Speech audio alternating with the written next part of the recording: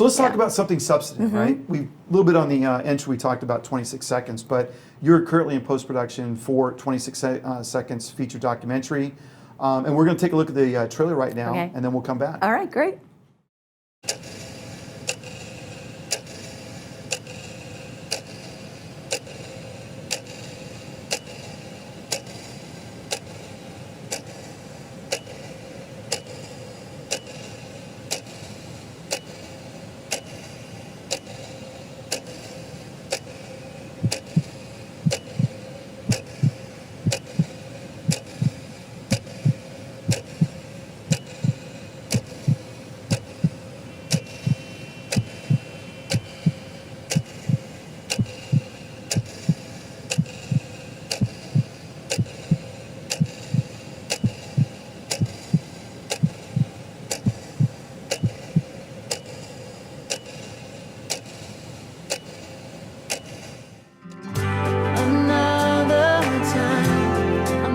The things I said, but I can't see somebody open my eyes for a little while, make me forget all the things I see.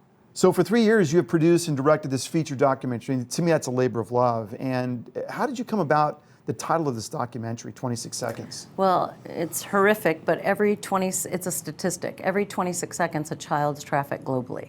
And that's the statistic for children only. That's not labor trafficking. It doesn't include women.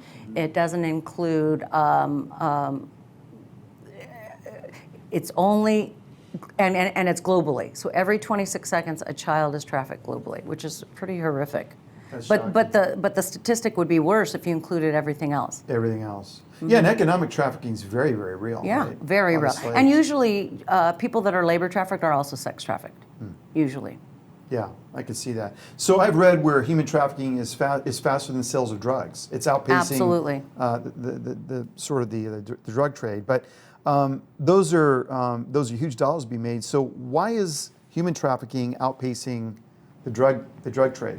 Because it's easier for the pimp to sell than if they sell weapons or drugs, they can go to prison for a long time. Right now, and this is what I really want to advocate about, is changing the laws. And it's we the people that can change that. By the people we vote into office, Trump is doing incredible work with signing bills to make change, especially on the online trafficking. And he just recently did that, I believe. Yeah. But it's we the people that vote in the politicians that will change the laws. And the laws, in my opinion, need to be much stricter. I feel that if a John is, when he gets caught buying a woman or a girl, well, girl, they should go to prison. That's it. Children, it's done. But if they buy a woman in prostitution, I think it should be a $20,000 fine and 5 years in jail. Because they won't do 5 years in jail. They'll only do like 1 or 2, right, for good behavior or whatever.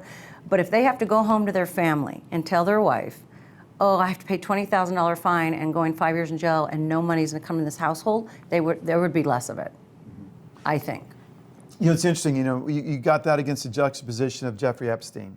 And the reality is people in power are absolutely involved in pedophilia, human trafficking, the very same people that run the country and write the laws. And I mean, we have to have our head in the sand to realize or think otherwise. And I have one survivor. She's probably 40 now. This happened to her when she was a child, but she was actually abducted, at 14, and taken to a home in Palm Springs. And when she got there, there were children from the ages of 2 to like 20. There was a glass that they put them behind, drugged them up so that they could have control over them, and very wealthy, influential, and politicians would come in and buy children. yeah, I believe it. I 100% Pretty believe horrific. It.